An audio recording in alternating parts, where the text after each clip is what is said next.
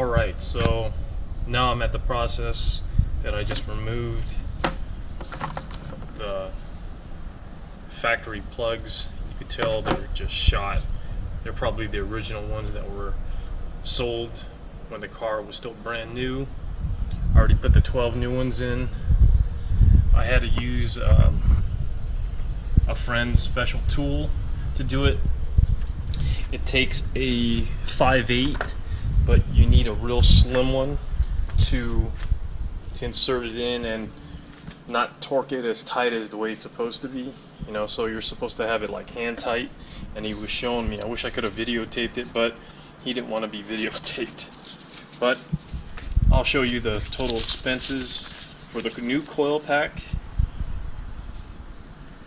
Right there.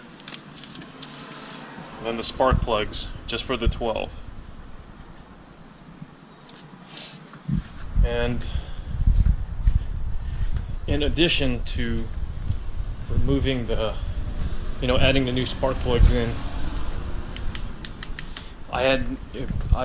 he's told me it would be easier if I took this fuel rail line that's over here that goes across the driver's side coil pack and connects to this side here. There's the line right there, and it connects to here. If you can see the bung, and I have the connection here wrapped up.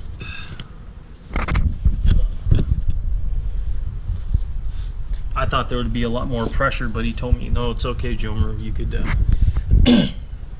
you could remove that, so it would be a lot easier.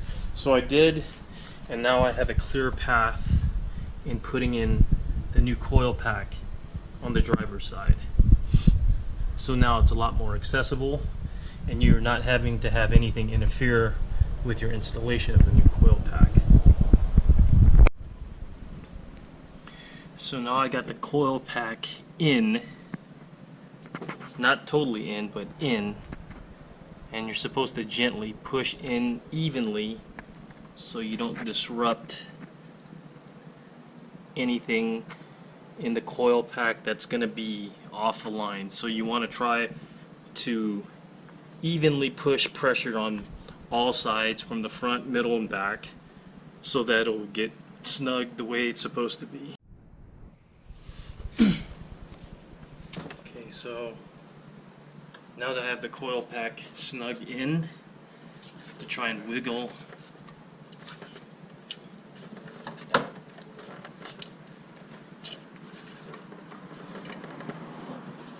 it in evenly.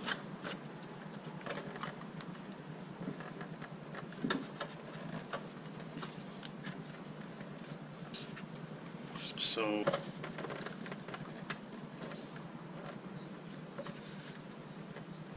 okay, so I finally got the coil pack in, but it's not snug in. They were telling me there shouldn't be any gaps in the where the bolts are supposed to go, and some do and some don't. I'm gonna keep pushing in because I know it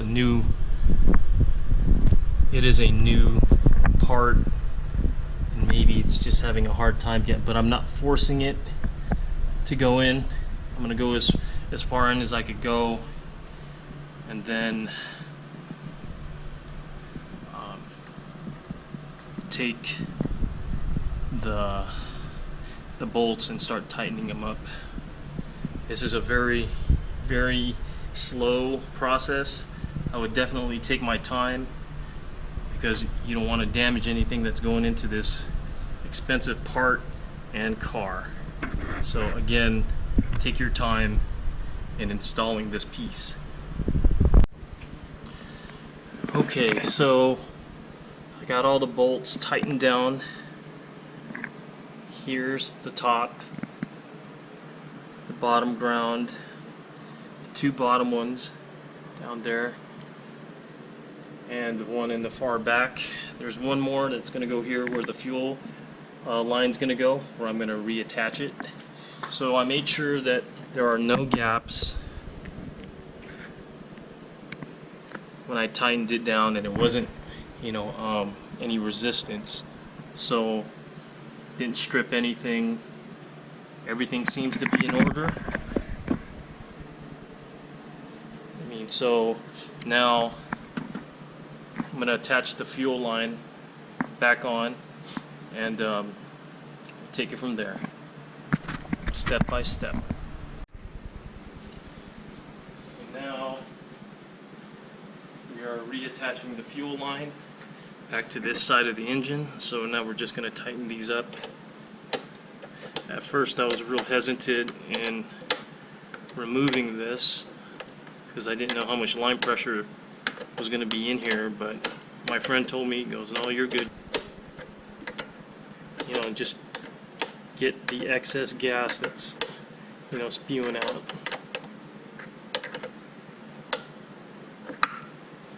So you want to make sure this is real tight, because this is the fuel line directly going into the engine. I think that's tight enough. Yeah, I think that's good. When I'm tightening.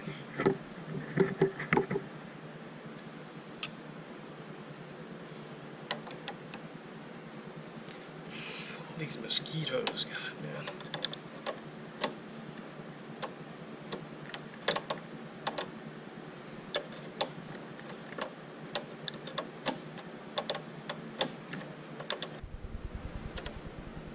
So we want to make sure this is nice and tight after. Okay, it's tight. Everything's all good there. Alright, so now we're ready to put back the connection to the coil pack sensor. The wires that go here. So we're going to reattach this, nice and easy. And then put back the clip, push it in. The connection to the coil pack, the ground on. We have all bolts tight, not too tight, but tight. And we're getting closer to starting this. Oh, I forgot, I have to tighten this bolt right here. So we definitely have to tighten that one up just a little bit more.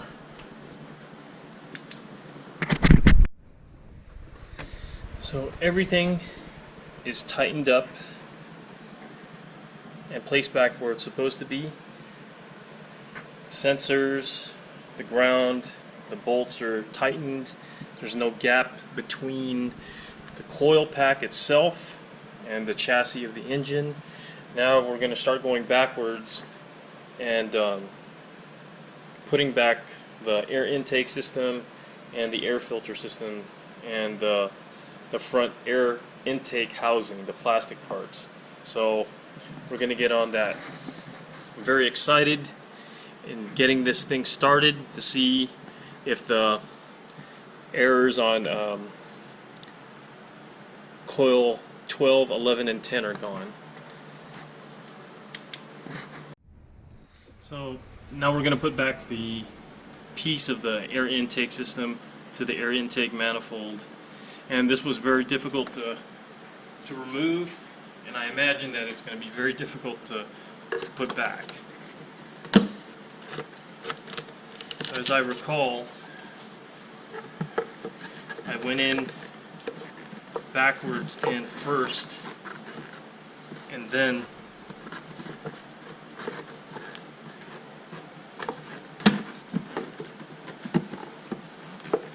went to the back part in first, then the front. You gotta slide this in. There we go. So that goes in there first, and you're just gonna have to. This is like the hardest part. Tearing the rubber seal on, and there it goes. Got it in. Now we're going to put this sensor back, and and the vacuum lines that we removed. So here's one vacuum line, and here's the other that's in the back. I'm just going to put this back in and reinstall this line.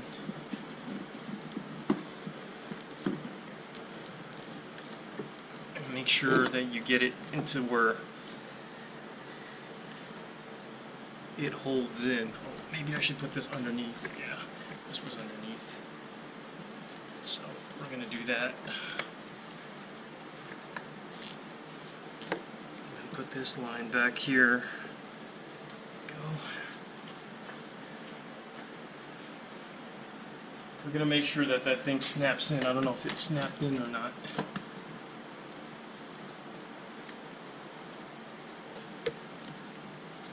So we don't want no vacuum leaks, or else the car won't start very well. I'm going to put this line back in. Press the tabs and push in.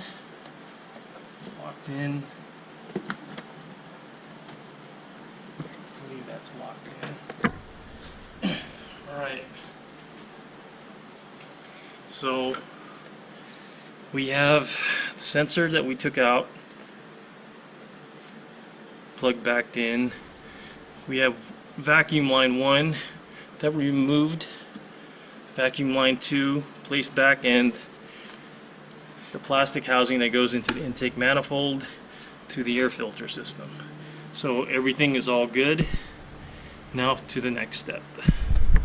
Put this bracket back that held the fuel line and the vacuum line on the back of the firewall right here. So we're just going to put that back to where we got it.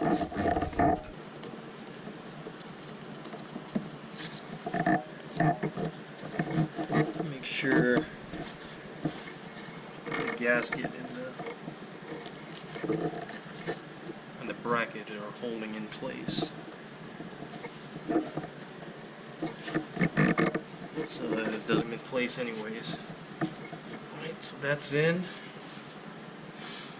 So to double check, got the sensor in, we got the vacuum lines back in here and here. This vacuum line and the rear vacuum line that we put back, we made sure that we popped them in and they weren't going to come loose, you know, anytime the car was going to be on or something. And remember, I had those brackets on the air intake systems.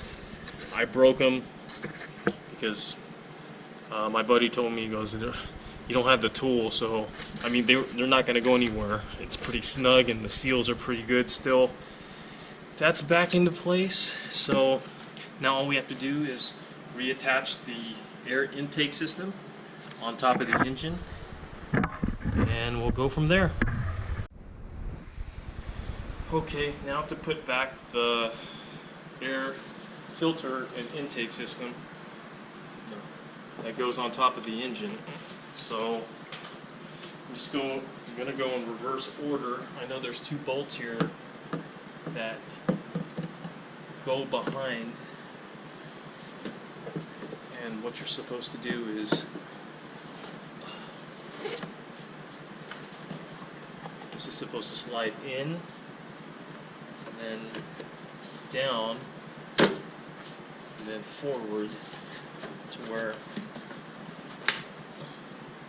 you should be able to see the gasket going into the intake system.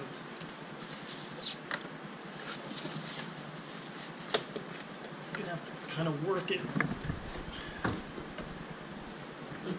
because you don't want to hold this piece right here because it's gonna break. So you want to push with a little force. Make sure everything aligns up. Okay, so if you can see here, you could see that the housing of the intake system is on the front part of the intake system. The bolts are lined there on the holes, so you're ready to screw them in. Alright, so the front bolt we're going to return, and that is a 10 mil. It's pretty deep in there, so try not to lose it. Just get it there and get an extension on your socket.